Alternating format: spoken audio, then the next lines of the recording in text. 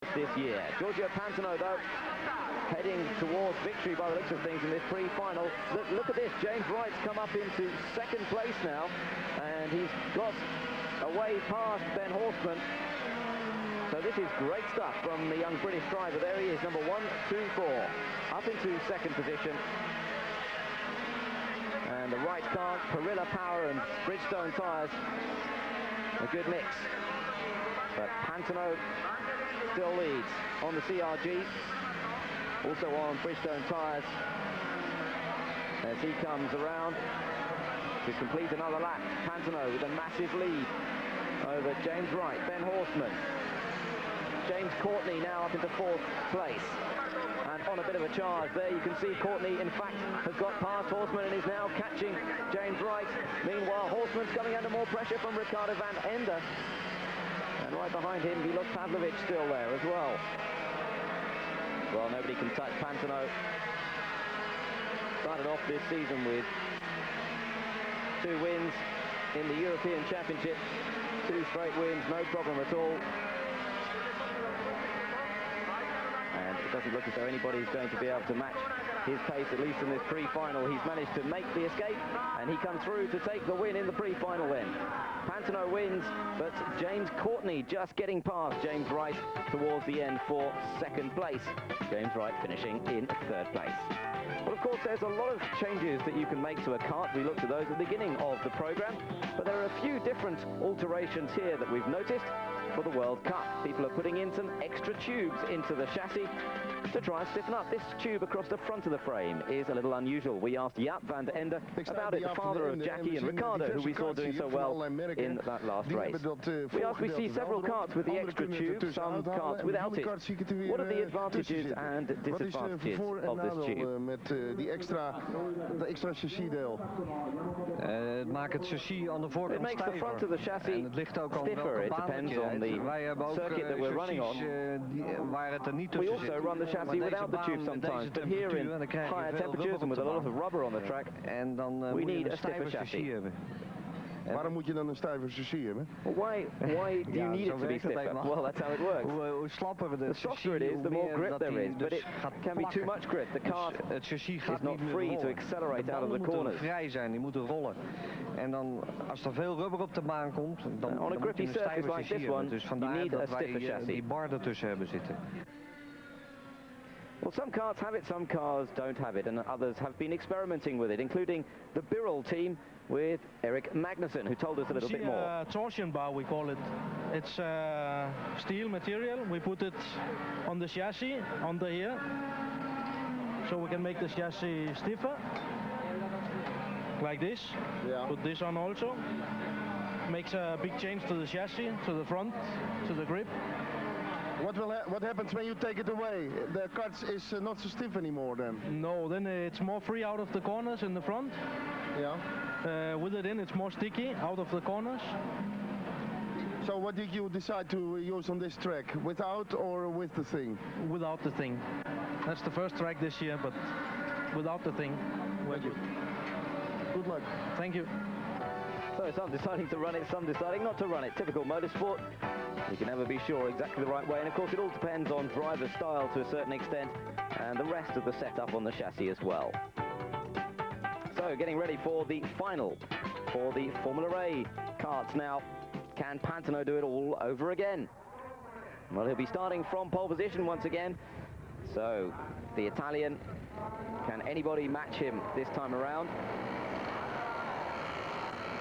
Jenson Button will be starting from towards the back of the field, having retired out of that first race. And what about James Wright after that excellent 3rd position in the first race, the pre-final? What can he do in the final itself? 24 laps once again coming up for the Formula A boys. Away we go then, and the start of the race, and once again Pantano makes a good start.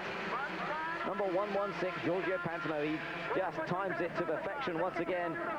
And really that may have been the only hope for some of his competitors, was to get in front of him before they got into the first corner. They failed, and now it's going to be a tough time to try and stay with him. He's already shown just what sort of pace he's got.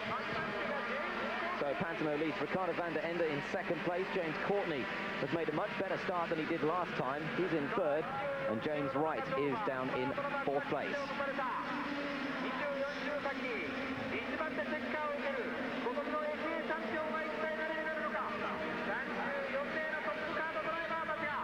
Pantano comes across the line then, leading with van der Ende in second position, but being passed by James Courtney. Courtney goes through into second place. The Australian on the front row at the start. Neither start really making it terribly well. Enrico Moschioni always made contact with Thomas Pichler. Pichler stays on just about, but the front fairing, you could see that got fairly heavily bashed as a result of that. But once again, Pantano is pulling away from his opposition. Number 102 there, that is Jenson Button, and he's already fighting his way up from the back part of the field. Remember, he started almost at the back of the grid, and well, he's obviously had a pretty damn good start. He's working his way up the order. Pantano leads across the line. Courtney in second place, van der Ende in third place, and James Wright in fourth position, just behind. But he's being pressurized by Milos Pavlovic. Pavlovic dives down the inside, in fact, and gets past James Wright. Wright tries to get back at him on the next corner. Can't quite manage it, so Wright loses a place. Behind him, the next group being led by the number 137 of Mitsutoshi Hosaka, the top Japanese driver in this race so far.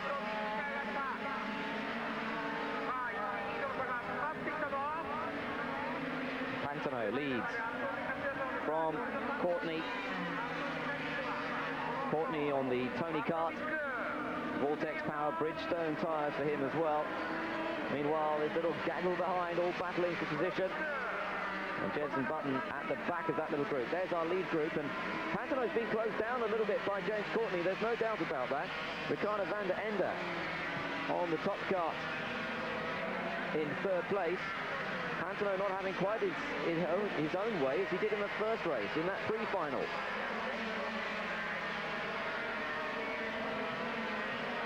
James Courtney, effectively a works driver for Tony Kart, the Tony Kart team, having more involvement, if you like, in Formula A this year as well as Formula Super A, and bringing in their own drivers. James Courtney, the man charged with the task of taking Formula A victories for Tony Kart.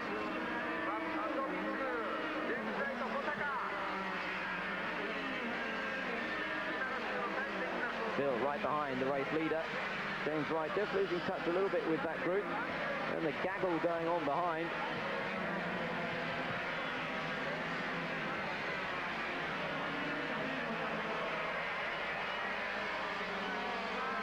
Pantano definitely having to keep a very close eye on the Australian, but so far he hasn't found a way past. Ducks down behind the steering wheel, trying to reduce the aerodynamic drag through one of the quicker sections of the circuit. That very quick left-right flick. Challenging circuit, this one, with the high standard of driving here, making it very difficult to overtake. These guys don't really make mistakes, except very, very rarely. And I think that's really what Courtney's waiting for, but no, he's got a chance to get down the inside. Oh, he's done it. Great performance from James Courtney. Finds a way past Pantano. And, well, we haven't seen it all day, but he's got away, found a way past. Can he maintain it now? Can he pull away from Giorgio Pantano? This is the next challenge. Pantano's still looking very controlled. Courtney's now got to try not to overdrive. Keep it all under control. Not get too carried away with it. So easy to just push a little too hard. We've seen a few people run wide there. Both of them looking very tidy. And still Pantano stays right in Courtney's wheel tracks, ducking down behind the steering wheel, and Pantano goes for the inside into the first corner. Oh, beautiful, just makes it look so easy, but that was right on the limit braking. Now Courtney comes back at him again, these two having a wonderful battle. Courtney goes a little wide mid-part of the corner, but Pantano can't get through once again. And this is top kart racing. These two driving so cleanly and so well. Jenson Button there at the back of the next group, and Well, Pantano back in front once again. And indeed, now he's being chased by Milos Pavlovic. So a change there. Courtney has dropped back. Mistake from the Australian James Courtney. He's now dropped back down to third place. So somewhere off around the back of the circuit, Courtney in trouble. And it's allowed Milos Pavlovic. So Pavlovic, who's come up into second position, that's pretty impressive. Fought his way past those other karts, the other group. And now he's putting Pantano under pressure. Pavlovic finished fifth in the pre-final. But again, perhaps his kart now working really well in the latter stages of this 24-lap race. Look at him. Head down. Come on, come on. Pavlovic urging his kart onwards. Meanwhile, James Wright has dropped back somewhat now. And Jenson Button has come up further. Oh, and goes through into the lead, goes Pavlovic. He gets past Pantano. So Milos Pavlovic now has found a way past. Can Pantano get back again? We've seen him be passed by Courtney and then get ahead of him again. But what can the Italian do this time? Tries a wider line in to get a good run out. Pavlovic checking over. Try to see where he is. They're in the closing stages of the race now. Can Pavlovic hold on from Pantano? Oh, they're side by side into the final corners. And Pantano, there's contact between them. Pantano can't quite find a way past them. Pavlovic wins it. Fantastic finish to the Formula A final. Pavlovic is the winner from Pantano. And Jenson Button has come through to take third place. A superb drive from the back of the field. A 16-year-old from Froome in Somerset.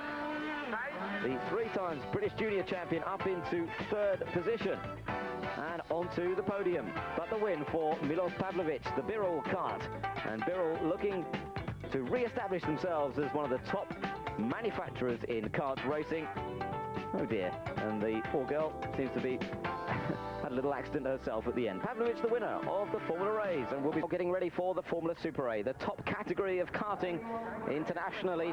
And we've got some of the best karters in the world, including last year's European and world champion Massimiliano Orsini in this one. Kart number 1, the Swiss Hutless kart, and once again he's done a great job during the qualifying runs. Second on the grid, but on that front row is Gianluca Beggio, who lines up on pole position with kart number 5. But we've got some of the top names, as I say, Johnny Mislievich in this one, Guy Denise, Nicolo Gianniberti, many former champions, and some great racing in prospect. Away they go then, the start of the pre-final once again, and everybody jockeying for position. Again, a 16-lap race.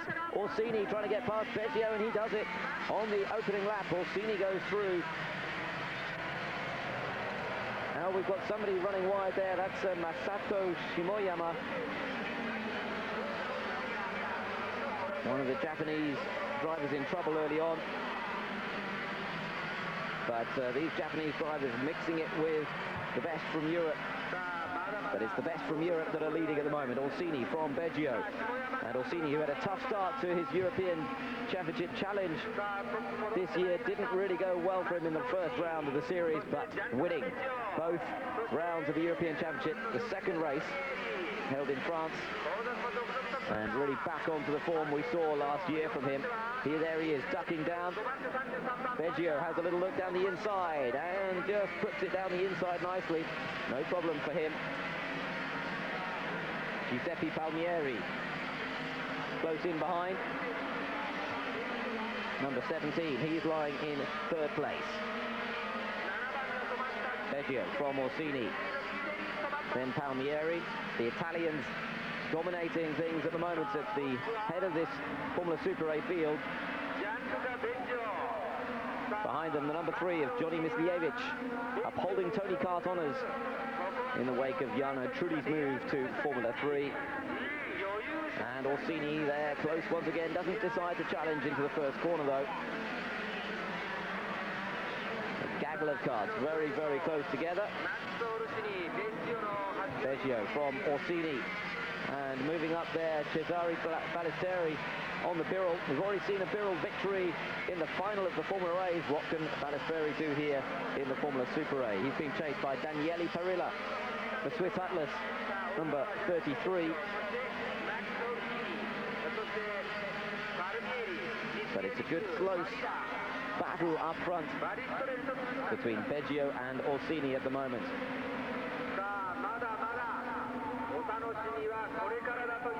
Beggio still with that slight advantage, but right in behind them, Giuseppe Palmieri.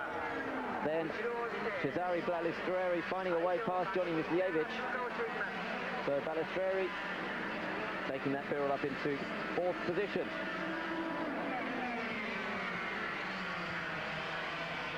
But so far it's the BS Kart with Gianluca Beggio, Rotax powered Bridgestone tyres ahead of the Swiss Atlas of Max Orsini, also on Bridgestone tyres, and Palmieri similarly mounted tyre-wise, but he's on the Gold Kart with Perilla Power in 3rd place.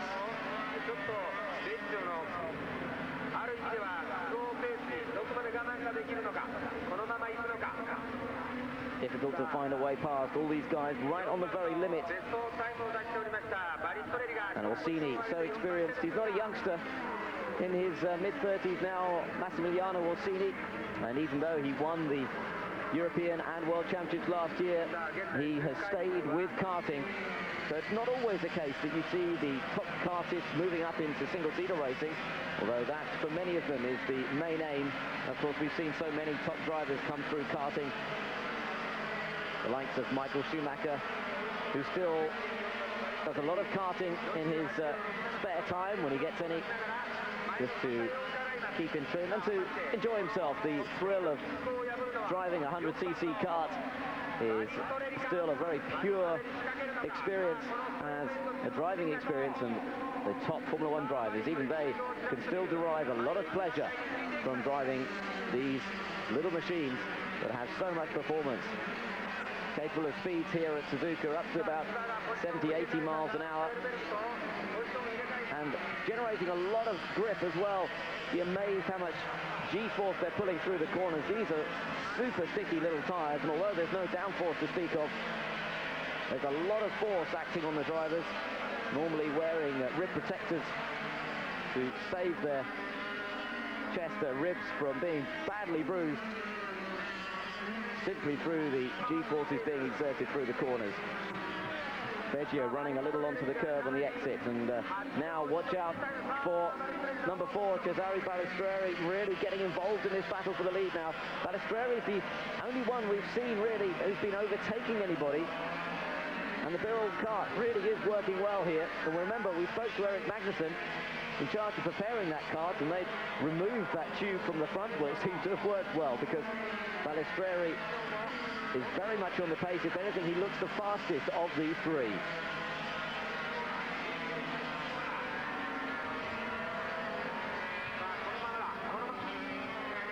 Covered by the proverbial handkerchief as they cross the line, but the checkered flag is out, and it is Beggio who wins the pre-final of the Formula Super A's. Orsini 2nd, Balestrieri 3rd, Daniele Perilla 4th. Well, we decided to find out a little bit more about the engines used in karting, and we asked top man Peter de Bruin what is important in terms of tuning the engines and getting them prepared to win racing, or win races at this sort of level. Peter de Bruin, one of the top engine tuners, who said, you make some of the fastest engines. Tell us a little bit more about what's involved. Kun je ons daar wat over vertellen? Ja, die krukkas is natuurlijk ontzettend belangrijk. Well, the crankshaft, first of all, is a very, very important aspect of the car. Here it is. We've experimented a lot to get the right weight, the right balance and strength. And the connecting rod here also, that has to put up with incredible revs. They're increasing all the time. We control it reasonably, but it's not 100%. And we're also experimenting with new ceramic bearings dat de lager as well. natuurlijk heel belangrijk is wat betreft het soepele lopen. Daar experimenteren we veel mee. En voor de rest, het belangrijkste op het moment is dat het heel blijft. Ja, want zo'n motor maakt hoeveel How many revs do these engines pull? Well, here in Suzuka, komen we zo rond de 18.000, maar als je het vergelijkt met Lonato, waar dus de wereldkampioenschappen zijn, zitten we tussen de 20 en 21. Other European Championship race at South Garda, it was up to 21,000, so that's serious. door And how does it get lubricated? Dus we weten 2 takt Well, heb je dus it is a benzine two-stroke met, mixture, met remember. olie The petrol has en oil dat is mixed de with it. enige die erin zit. And that's the En only dat varieert, lubrication. van 1 op 16 tot 1 op The 20. mix is 1 to 16 or 1 to 20. Dan choken met hun hand. And why do op de drivers put their hands over the carburetors? Is that dat is ook to om help krukkers with the extra lubrication? te smeren. Nou, ik denk niet zozeer dat het voor de krukkers is. No, not Het is really. It's to noodzakelijk cool om de the motor engine. koel te houden. They Want are de air lucht is een cooled. luchtgekoelde And motor. after a few laps, the Die heeft engines het get nadeel very, dat hij very hot. ontzettend warm wordt. A Eigenlijk little te extra warm. mixture by En door patting the extra, carburetor helps mengsel to erin cool te the brengen, engine. blijft hij You put koeler. your hand Aan over de the air andere inlet, kant, the piston door has extra more smering oil blijft ook de and a little bit zuiger less friction beter as in de well. olie zitten, waardoor hij wat lichter blijft lopen. Even de zuiger But dan, sometimes die the is ook piston belangrijk. seizes. How want many zie je nog times alles vastlopen does van it die go up and kartsport. down a minute? En dat is een dilemma voor jou. Hoeveel keer gaat dat ding per It's a minuut very op en highly neer? stressed piece of Nou, equipment, deze isn't gaat it? dus He says, yes, dit apparaatje this is zo'n going up 20.000 and keer per down minuut op en 20,000 neer. times a minute. Het is It's an unbelievable gigantisch speed. snelheid wat het Even ding I'm heeft. astonished. We staan er ook when I zelf think versteld about van it. natuurlijk tot het heel blijft. The piston Maar has de a levensduur life van dit of around zuigertje about ligt zo 100 rond de laps. 100 rondjes. So there you go. That's some of the technical story behind karting and the strains and stresses on these little 100cc kart engines. Just phenomenal. And yet they're capable of producing so much power and a lot of acceleration. So, ideal preparation. Oh dear, we've got troubles already on this warm-up lap. That's Nicolas Gianniberti, number 12 there. He's out with Pietro Antonelli. We've got 2 more, Pierre Redeker, who we saw earlier in the programme, David Four as well. Now, what have they all been playing at? I don't know. Anyway, we're off to the start of the race, the Formula Super race, getting underway for the grand final itself. 24 laps once again. It's a long race, and now then, Orsini leads with Beggio trying to repeat the victory from the pre-final, but not getting away too well this time. We saw Gert Munkholm's kart by the side of the way there, out of the event already, but Orsini leads. He's got a little advantage already over the number 33 car of Daniele Parilla. And Beggio, winner of that pre-final, not getting away so well this time. Beggio in 3rd position. Then it's Balestrieri, Palmieri and Charlotte Hellberg. The Dutch girl who's had a win this year on the European Championship in Formula Super 8. And running competitively here once again, but Orsini, now can he make the most of this getaway? There's Beggio, now he's got up into 2nd place, but that gap that has already been created between himself and Orsini, that could prove to be critical here. Meanwhile, Balestrieri's on the charge, he's up into 3rd position now. And remember to watch out for Balestrieri, number 4, because he was the one who caught up so well in the previous race. Well, not much British interest, unfortunately, in the Formula Super A's this year. Some of the top British kartists having switched to circuit racing, notably Daniel Weldon, who's gone car racing this year, Michael Simpson as well. So no British representatives, at least in this World Cup meeting. But Orsini across the line leads from Beggio, Balestrieri, and then Parilla. Battle going on further back with number 45, Kazushi Sano, making a move. There he is once again. Number 13, Charlotte Hellberg, just leading that particular group. As Orsini leads, Beggio, Balestrieri, then Parilla. There is Charlotte Hellberg, number 13, the lady racer. But she really is one of the fastest drivers out there. Oh, she's just being squeezed out by the looks of things. Well, no, she's still leading that particular group. That was Manetti moving up. Alessandro Manetti, who we spoke to earlier in the program. Former world champion himself. And now he's on a bit of a charge. Meanwhile, Giuseppe Palmieri moves up into 4th place. Number 17, Palmieri on the gold card. Meanwhile, it's Orsini leads. There's Palmieri. Got himself up 1 position. Charles Hellberg just behind. And Orsini now, that lead that he developed in the opening lap, now under increasing pressure from the winner of the pre-final, Gianluca Beggio. Beggio looking for the inside. Oh, so close there, but Orsini just able to shut the door. Meanwhile,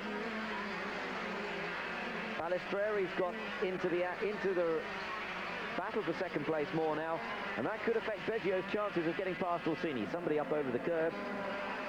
As you can see, Orsini has managed to pull away a little bit.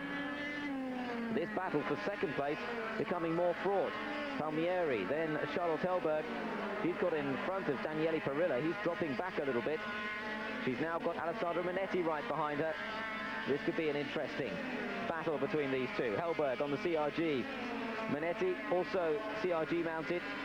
These two teammates, they won't want to take each other off with the honour of the factory at stake. But perhaps Minetti feels that he can close up a little bit to those ahead. Number 15, that's Natalie Maggio, moving up one. Orsini looking good, looking very, very strong now, and with a very healthy lead indeed.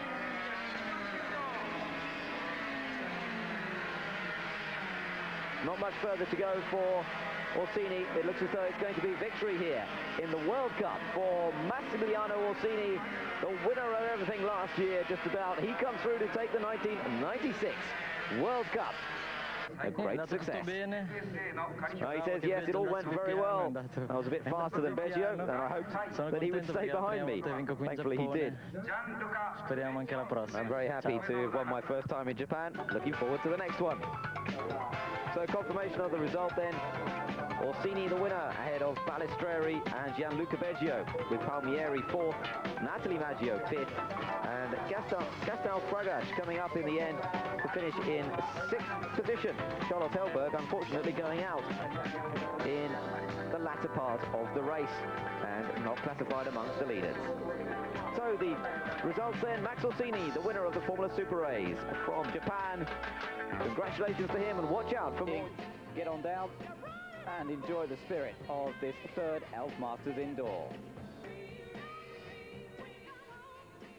Well, we've got some top Formula One drivers here once again this weekend, but perhaps the star of last year's show, Michael Schumacher, sadly is not competing this time. A combination of suffering from flu after testing in Estoril last week and the problems of getting in and out of Paris caused by the strikes here have prevented the double world champion from making an appearance. So that's a shame. It's a pity that we're not seeing Schumacher competing this evening, but I have to say we've seen some great racing already, and we have got some stars still. Johnny Herbert is competing, as are many other Formula One drivers. Olivier Panis, Gianni Morbidelli, Mika Salo, Jean-Christophe Bouillon, Luca Badoa, Pedro Lamy, Andrea Montermini, Roberto Moreno, and others as well. And we've also got a great many top French young drivers as well that have come through the Elf Filière, this sponsorship scheme that sees the Elf company put a lot of backing behind many of the younger drivers in France in their single-seater categories, and we've got some real stars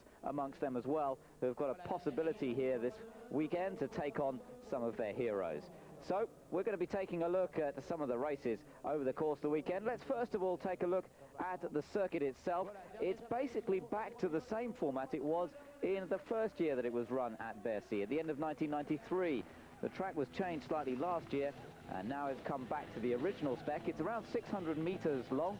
It's about 7 meters wide in most areas, and it is quite a driving challenge. And in fact, this year, if anything, the tarmac section that we can see here is a little bit more grippy than we have seen on previous occasions.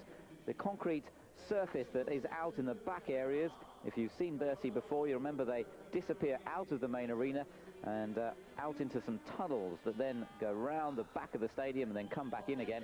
There's a little bit less grip out there, so that makes life a little bit exciting, shall we say, for the drivers as they have to counter that change of grip that they have to deal with. There's Johnny Herbert, number 2.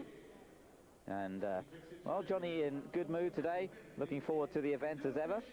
He's been to both previous Bercy events before and looking forward to having some fun. Finished second in his quarter-final this evening that we've already had. We'll be looking at the semi-finals coming up. Christophe Tinceau, one of the top French drivers, racing in the Formula 3000 Championship during 1995. So the first semi-final is what we'll be watching pretty soon. We've had 4 quarter-finals for them to go through to this stage already. There were 10 drivers in each of the quarter-finals. The top 5 automatically going through to the semi-finals, and then as a last chance, a repechage race to make up the final qualifiers for the final. And as I say, we've seen some incident already, including a fairly dramatic accident between Mika Salo and Vincenzo Sospiri. They're having a wonderful battle in one of the quarterfinals that ended in tears, unfortunately, when Salo and Sospiri tangled. Salo ended upside down, but seemed to be perfectly all right. Clambered out of the cart when he shook hands with Vincenzo Sospiri, and there didn't seem to be any sort of problem from that. Patrick Lemarrier, we saw a glimpse of him just a moment ago there. He's on pole position for this race. That's Xavier Pompidou we're looking at now. He won his quarterfinal. That was the second quarterfinal, ahead of Christophe Tinceau. And then we had Gianni Morbidelli and Luca Bedoya, also winners of their respective quarterfinals.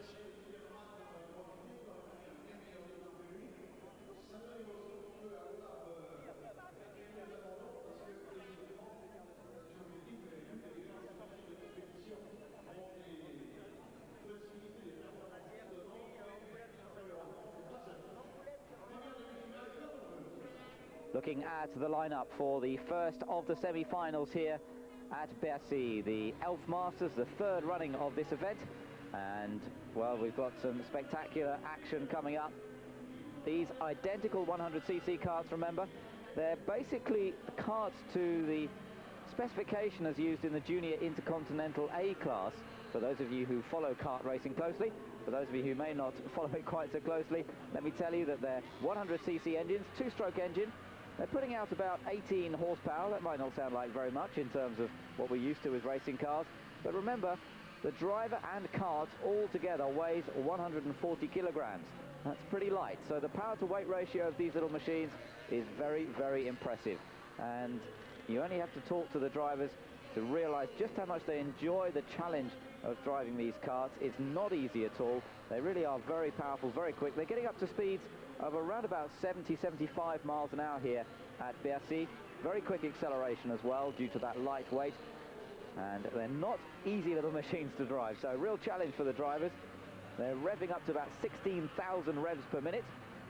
So if you thought the red line in your car at 7,000 revs was fairly high, well, more than double that. And you're getting into the sort of territory that these little engines are revving at. They have a centrifugal clutch on these karts as well, which means that they can be started by an electric starter motor, and they can do a standing start, which is different to what we see in Formula A and Formula Super A and the European and World Championship karting that you may have seen on Eurosport. But with this different type of clutch, it does mean that they can start from a standing start, and it also means that they spin the kart. It doesn't stall the engine keeps running, and they can accelerate away again. So the drivers coming round on the warm-up lap, ready for this first semi-final. We've got two top French drivers at the front there, on the front row. Number 31, Patrick Lemarrier, and alongside him, number 29, Xavier Pompidou. Then number 2, Johnny Herbert. Number 24, Christophe Tinceau. Then Jean-Philippe Belloc and Sébastien Guérin. Watch out for René Arnoux, he's number 12. Olivier Grouillard, number 17.